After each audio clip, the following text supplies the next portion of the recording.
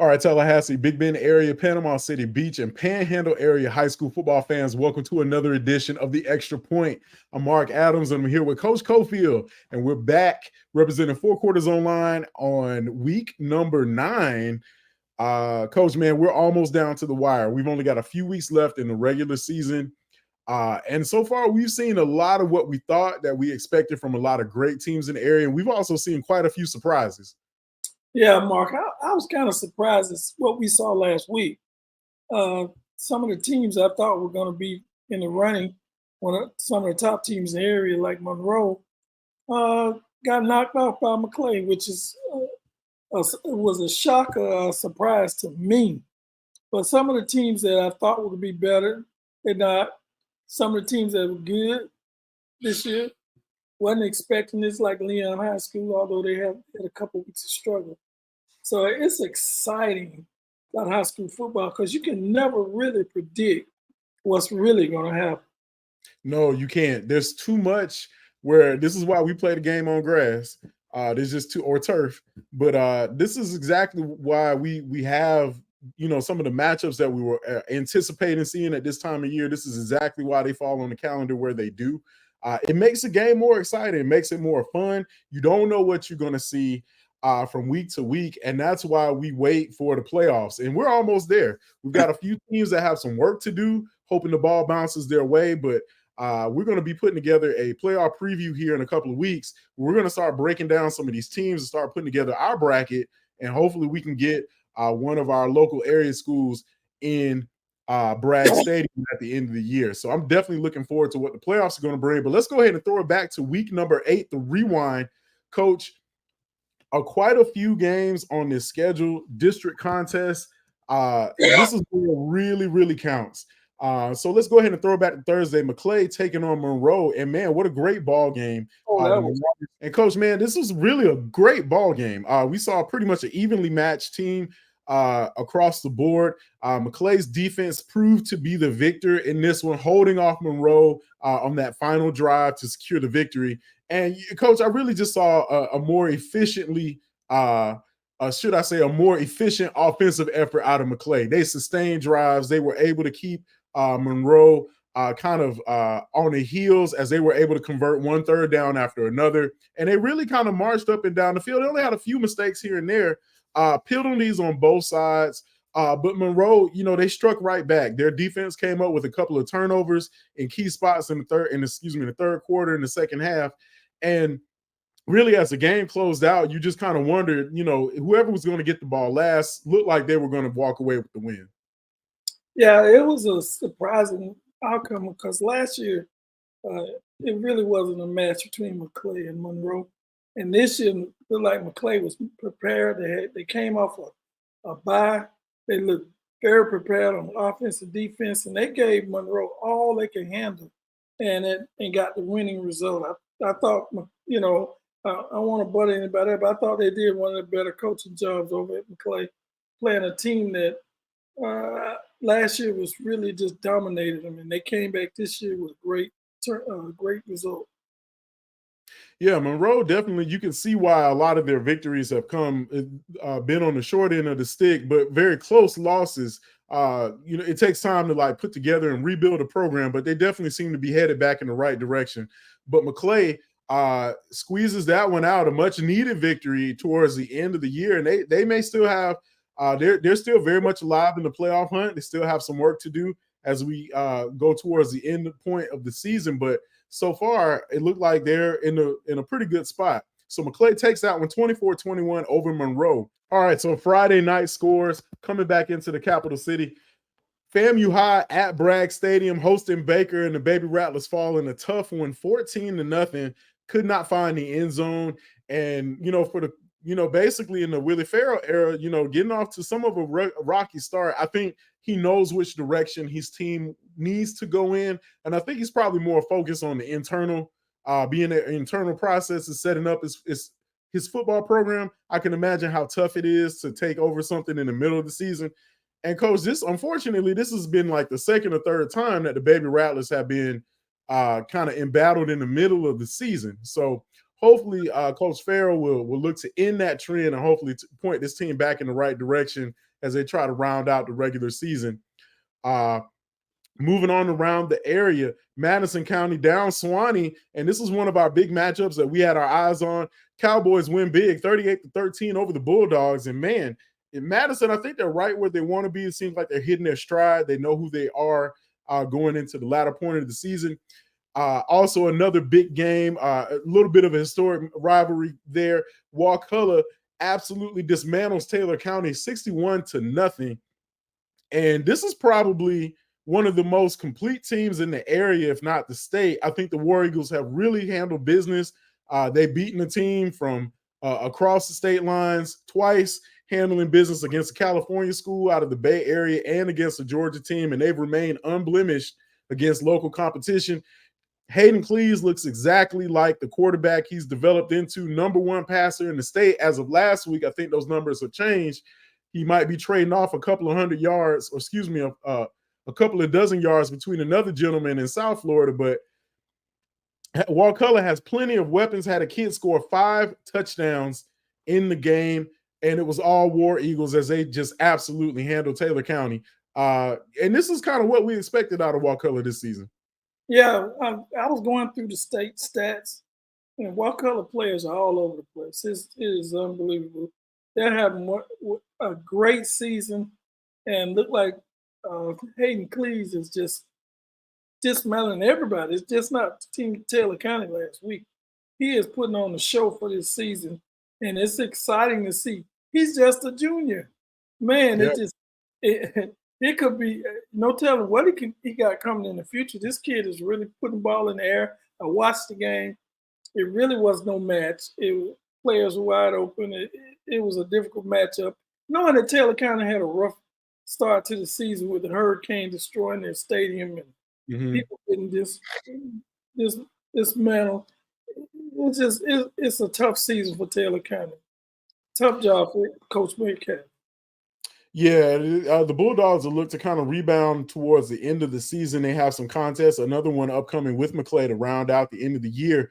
But for the War Eagles, they're Wakulla's actually right position, pretty much at the top of things in the suburban classification 2S. And it is murderer's row. There's a who's who of list of teams in 2S, notably around the area. I think Walton is in that 2S classification along with Florida High. This is going to be a very exciting time come playoff. I'm very interested to see how things are going to unfold over the next couple of weeks. And another big district contest in the capital city, Florida High downs Godby 35-7.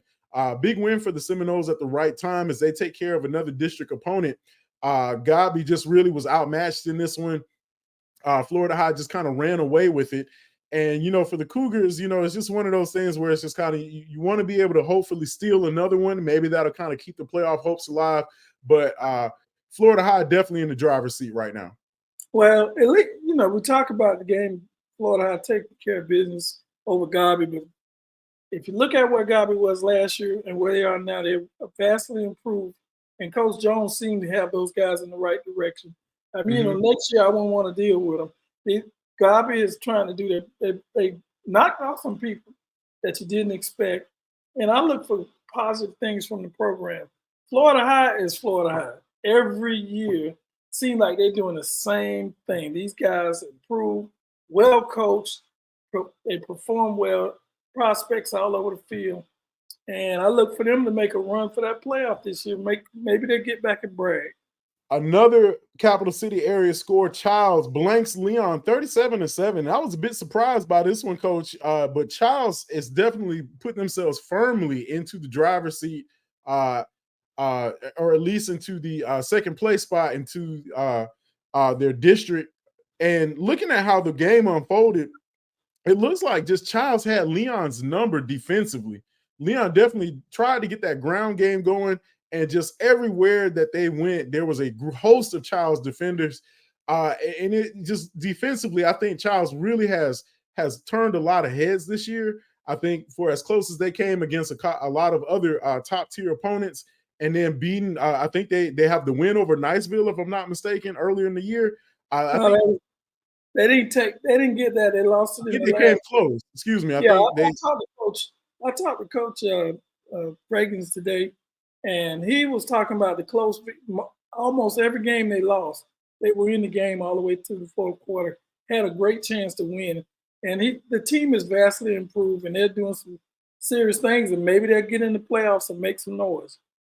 Yeah, under first year head coach Bill Reagan's, and we just talked about how tough it is to inherit a team. But Childs looks like they already have the pieces in place. If they can put together and kind of gel at the right time, they could actually make some noise in the playoffs. It's very, excuse me, this is a very defensively sound team, is what I'm seeing. And looking at how Leon has lost their momentum, the Lions definitely have some work to do and might need a little bit of help come playoff time. Meanwhile, across the city, Lincoln downs Rickards 36-7, and the Trollings just keep right on rolling along. You couldn't wait to say that, right? To beat up on my old high school. Hey, both our alma maters took L's. So Well, I'm at right least, there. usually doing this year, me and a friend of mine, we got this friendly bet for lunch, and I told him ahead of time I wasn't gonna bet him this year. You know, because we usually go eat at a restaurant or somewhere of his choice, and Ricketts is struggling. I hate to see it. I think they need, I think they're pretty young, and coach will get. I think he'll get that crew back in order, but it is tough. Once the season get going, it's hard to make changes to your personnel and hard to get things straight. And playing Lincoln did not help, and that's a district opponent for them also. Yeah. Yeah, and the Raiders started out with a lot of with I think with a lot of potential, but so far has not come together for the Raiders this season. Yeah, Lincoln will look to kind of finish out the season strong. They've got a couple of big contests left, and we'll see how the Trojans can keep their momentum moving forward. NFC a winner by forfeit over Rocky Bayou. NFC will gladly take the dub and look forward to week number 9. Gaston County downs Mariana by 10, 34-24. And this is a big win for the Jags, putting themselves in the driver's seat in their district. yes, they're in a tough district also, but Jaguars are playing some great football. They got some solid players over there, and I think that's the kind of team, if they make the playoffs, you don't want to face. Yeah, they definitely are getting. I think they're figuring out who they are. The even though it was a loss, the game at Lowndes was very telling. So I think they showed that they could kind of run with the best and that they're building something pretty solid over there. So Gadsden will take the district win, and they'll have a couple of more before the end of the year. We will Hitchcock Downs Franklin 42-8. Gators a big winner over that one. Pike Liberal edges Liberty County 17-14, and the Bulldogs, man, after that big win over Sneeze, drop a couple, and so they'll look to rebound next week. Chipley, a big winner over Destin, 32-13, and man, we got to start talking about the Tigers. I think they've only got a 1 or 2 losses this year, notably to Holmes County, and really when you look at the 1A, especially out in the Panhandle, it's going to be an entertaining. It's definitely going to be some entertaining football come playoff time. Yeah, you look forward to these guys. They play each other, they know each other in the Panhandle, and sometimes when you know somebody that well, the ball bounce your way a little bit, you might take a win. But if you meet them in the playoffs, there's no guarantee you can repeat that process. Yeah, absolutely. Walton edges Pensacola Catholic, and the Braves looking like the team to beat out in the Panhandle in the suburban classification. 23-21, they take the victory. And, man, Walton's looking awfully scary. That's a district game, Mark. They played Pensacola Catholic, which has had a pretty good season so far. But they went out, took care of business, and look like they're scaring everybody as they go along. They're undefeated, which is something I don't know if they're expected to be undefeated, but we had them at media day, and the coach was talking about how positive program, and I don't see nothing but positives for them the rest of the season. They face. I won't even get into it. You talk about that in the next week. They got a big game next week. Oh, absolutely. Another undefeated team, the Bozeman Bucks, edge Port St. Joe on the road, 22-20. And man, we got to start talking about Bozeman, throwing the Bucks some love. They have one of the most prolific offensive attacks in the 1A classification. slinging the ball all over the place. Their quarterback is having a fantastic year. Offensive line is having a fantastic year. They just figure out a way to get it done week in and week out. And this is, Coach, this is a team where we didn't know how, we didn't know how their classification was going to unfold at the beginning of the season. There was a lot of turnover with a few teams, but the Bucs have emerged as one of the contenders for I would consider themselves playing championship caliber ball right now. Yeah, they look good right now. Started the season off with a big win over Baby Rattlers, and they haven't looked back since. They got a great quarterback. I think he's I think his name is Peyton. His last name is Gay, and he's a West Virginia commit. Hey, and he's having a fantastic season. Yeah, absolutely. Looks really sharp at quarterback, and man, a great offensive line unit as well. Bozeman undefeated with a 22-20 victory over Port St. Joe. Vernon downs Graceville 24-8, and Mosley blanks Crestview. A big win for the Dolphins as they are gearing up for the playoff as well. 35-0.